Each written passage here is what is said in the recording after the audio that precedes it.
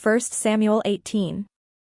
When David had finished speaking to Saul, the soul of Jonathan was bound to the soul of David, and Jonathan loved him as his own soul. Saul took him that day and would not let him return to his father's house. Then Jonathan made a covenant with David, because he loved him as his own soul. Jonathan stripped himself of the robe that he was wearing, and gave it to David, and his armor, and even his sword and his bow and his belt. David went out and was successful wherever Saul sent him. As a result, Saul set him over the army. And all the people, even the servants of Saul, approved. As they were coming home, when David returned from killing the Philistine, the women came out of all the towns of Israel, singing and dancing, to meet King Saul, with tambourines, with songs of joy, and with musical instruments. And the women sang to one another as they made merry. Saul has killed his thousands, and David his 10,000s. Saul was very angry, for this saying displeased him. He said, They have ascribed to David 10,000s, and to me they have ascribed thousands. What more can he have but the kingdom? So Saul eyed David from that day on.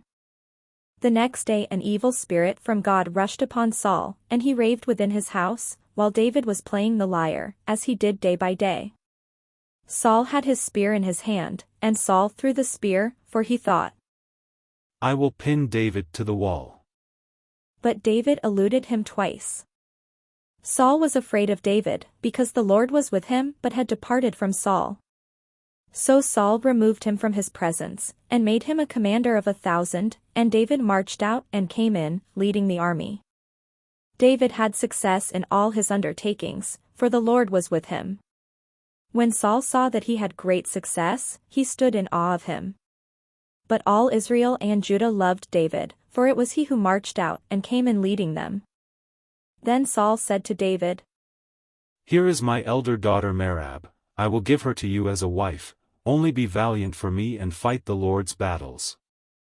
For Saul thought, I will not raise a hand against him, let the Philistines deal with him. David said to Saul, Who am I and who are my kinsfolk, my father's family in Israel, that I should be son-in-law to the king? But at the time when Saul's daughter Merab should have been given to David, she was given to Adriel the Meholathite as a wife. Now Saul's daughter Michal loved David. Saul was told, and the thing pleased him.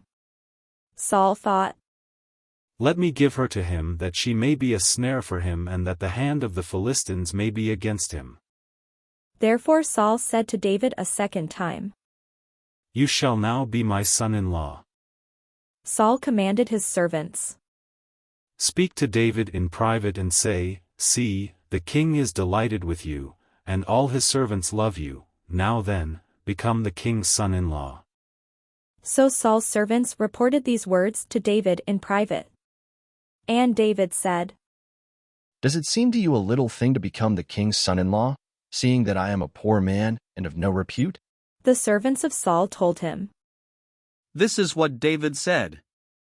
Then Saul said, Thus shall you say to David, The king desires no marriage present except 100 foreskins of the Philistines, that he may be avenged on the king's enemies. Now Saul planned to make David fall by the hand of the Philistines.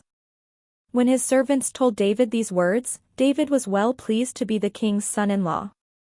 Before the time had expired, David rose and went, along with his men, and killed 100 of the Philistines, and David brought their foreskins, which were given in full number to the king, that he might become the king's son-in-law. Saul gave him his daughter Michal as a wife. But when Saul realized that the Lord was with David, and that Saul's daughter Michal loved him, Saul was still more afraid of David. So Saul was David's enemy from that time forward. Then the commanders of the Philistines came out to battle, and as often as they came out, David had more success than all the servants of Saul, so that his fame became very great.